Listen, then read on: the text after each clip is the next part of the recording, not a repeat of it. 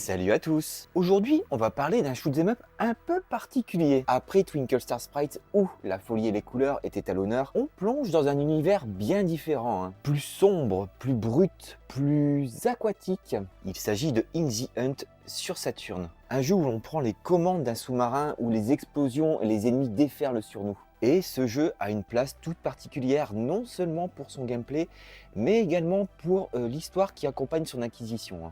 Allez, je vous explique tout ça. Tout d'abord, sachez que In the Hunt n'est pas né sur Saturn. Il est né 2 ans plus tôt sur arcade en 1993 sur le système Irem M92 sous le nom de Keitai Daisensu au Japon. Et je sais pas trop si je le prononce correctement. Et pardonnez mon accent de merde japonais goméné. Développé par Irem que je ne présenterai plus, et Dieu merci quand on connaît le background de la boutique, difficile de prendre des risques sur l'investissement. Irem qui a donné naissance à de très grands classiques, je pense notamment à R-Type, Gunforce ou encore Kung Fu Master. Et par ailleurs, au vu du catalogue présent sur cette machine, on peut dire quand même que Irem a participé au succès de la PC Engine. Une boutique qui a toujours été reconnue pour ses jeux visuellement impressionnants et qui apporte une touche assez novatrice dans le gameplay. Là où d'autres se contentaient de proposer des jeux d'action simples, Irem a réussi à introduire des éléments de profondeur, de stratégie et une atmosphère assez unique dans ses titres. In the Hunt s'inscrit dans cette politique puisque c'est un shoot'em up qui propose des éléments classiques tout en proposant un cadre qui est unique et une gestion de la vitesse et des attaques. In the Hunt est à l'image de sa thématique puisque ici vous êtes à bord d'un sous-marin, vous ne courez pas dans tous les sens comme dans un shoot'em up classique, mais ici, vous êtes à bord d'un sous-marin avec une gestion, une cadence beaucoup plus lente. Et ça change tout, justement, par rapport à nos sempiternels vaisseaux de combat spatiaux. Un port sous-marin, une base de lancement militaire, une cité engloutie. In the Hunt, c'est l'alliance de plusieurs ambiances à travers 6 niveaux, qu'elles soient militaires, mythologiques ou technologiques. Et Dieu que ça fait du bien, loin des shoot'em up rapides et frénétiques dont on a l'habitude. Et par ailleurs, l'expérience prend une toute autre dimension, et notamment en coop à 2 joueurs. D'ailleurs, un peu d'histoire. Kazuma Kujo, ou Kujo-san comme on l'appelait plus familièrement, réalisateur du jeu et producteur chez Irem, ne trouvait pas d'idée pour son futur bébé. Lui qui ne supportait plus les sempiternelles batailles aériennes dans des vaisseaux spatiaux, il décida alors de porter son regard non plus dans le ciel, mais à l'inverse, dans l'eau. Mais où est-ce qu'ils vont chercher tout ça ? Eh bien, tout simplement en se baladant hors de son bureau durant 2 mois, où il trouvera son inspiration dans un parc, et tout simplement en fermant les yeux et en écoutant le son d'une fontaine. Un concept nouveau au service d'un univers inédit qui servira par ailleurs le jeu en coop. Et c'est assez rare pour le souligner puisque In the Hunt dispose d'une progression beaucoup plus posée que le scrolling automatique, puisqu'il faudra progressivement nettoyer votre écran avant de passer au suivant. Par ailleurs, sa progression lente vous imposera une lecture intégrale des tableaux. Et qu'est-ce que ça claque, Pixel art sublime et d'une finesse rarement vue jusqu'ici. Des boss gigantesques, pourvus d'une animation complètement insane. In the Hunt, c'est une succession de tableaux dignes des plus grandes œuvres d'art et qui mettent encore à l'amende pas mal de productions d'aujourd'hui. Une véritable démonstration de force d'Irem sur la technique.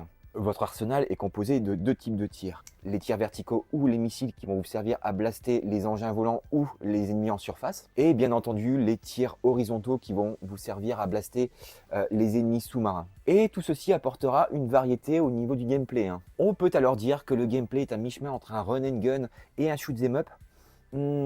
Étonnant ? Non. Surtout lorsqu'on sait que l'équipe qui se cache derrière ce bijou fondera par plus tard Nazca Soft, qui sera à l'origine d'un certain Metal Slug. Non, calmez-vous, c'est pas la version AES.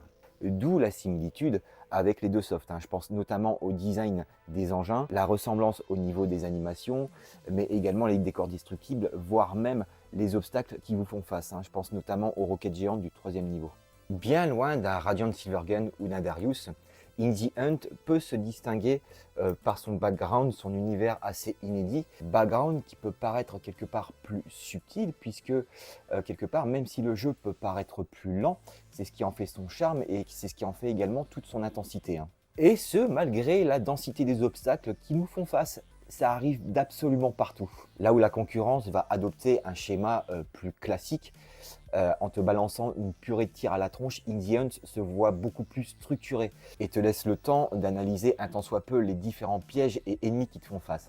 Passons au moment que j'attendais le plus, hein, c'est l'acquisition de la version Saturn en version européenne. Ce n'est pas une rentrée comme les autres puisque ça fait plus d'1 an que je traque ce titre et qui se trouve être l'un des titres les plus rares de la machine dans sa version européenne. L'une des plus rares et les plus convoitées de la machine puisque sortie en juin 96, soit 6 mois plus tard que la version japonaise qui était sortie elle en décembre 95. Il figurait sur ma liste de recherche 2024 et je tenais à l'avoir dans un état parfait, ouais, vous me connaissez. Hein. Et c'est après une longue attente et pas mal de recherches que je l'ai trouvé dans une boutique en ligne belge, l'une des seules rescapées aujourd'hui malheureusement, et qui résiste encore et toujours à l'envahisseur, hein, la dite boutique étant présente tous les ans à la Pixel Day. J'aurais pu attendre la convention pour l'acheter, mais de peur que le jeu me passe sous le nez, vous devinez la suite. Vous voyez donc, comme à mon habitude, on est minimum sur du Nier Mint, hein, et Dieu sait que c'est compliqué sur du Saturn PAL, tellement les boîtiers sont tout pourris.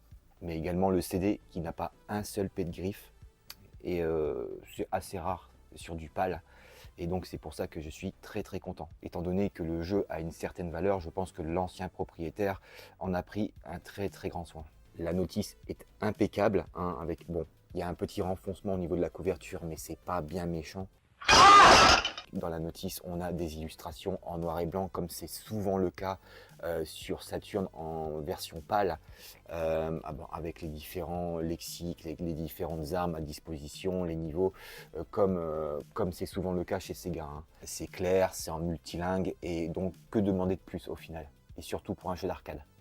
Multilingue comme la boîte, hein, comme vous pouvez le noter ici, et d'ailleurs fort heureusement, ce qui peut faciliter justement sa recherche. Pour celles et ceux qui désirent s'essayer à Indie Hunt sans trop casser sa tirelire, il existe les versions japonaises autant sur Saturn que sur PlayStation, à savoir Keitei Daisensu, mais également les versions américaines bien plus abordables et qui peuvent se trouver aux alentours des 100 €.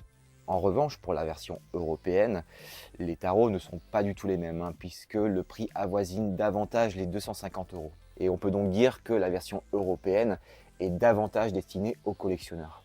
Et par ailleurs, fait étonnant, c'est que la version PlayStation, qui est une machine qui est reconnue pour être bien moins à l'aise que sa concurrence sur la 2D, s'en sort étonnamment mieux, hein, puisque elle réussit à gommer une très grande partie des ralentissements qui étaient présents dans la version Saturn et dans la version arcade. Vous l'aurez compris, malgré qu'il ait été décrié pour sa faible durée de vie avec ses 6 niveaux et ses baisses de framerate dues au nombre d'éléments présents à l'écran et à la quantité impressionnante d'éléments destructibles, Indie Hunt balaye d'un tir de torpille ses quelques défauts, ne serait-ce que par sa réalisation qui est hors norme pour l'époque, mais également pour ce qu'il apportera à l'industrie du shoot'em up et par plus tard du run and gun. Son origin story, son parti pris et un pari signé par son réalisateur Kazuma Kujo. Un univers unique et surtout peu répandu pour un shoot'em up dont l'exotisme est en adéquation avec sa petite rareté. Hein. Mérite tout simplement qu'on s'y attarde, croyez-moi. Et bien voilà, j'espère que cette présentation vous a plu. N'hésitez pas à liker, à commenter et à partager cette vidéo. Vous savez que la lecture de vos commentaires me fait très plaisir et d'autant plus d'avoir vos retours. Merci beaucoup pour avoir visionné ce format court. Et quant à moi, je vous dis à très vite pour de futures aventures.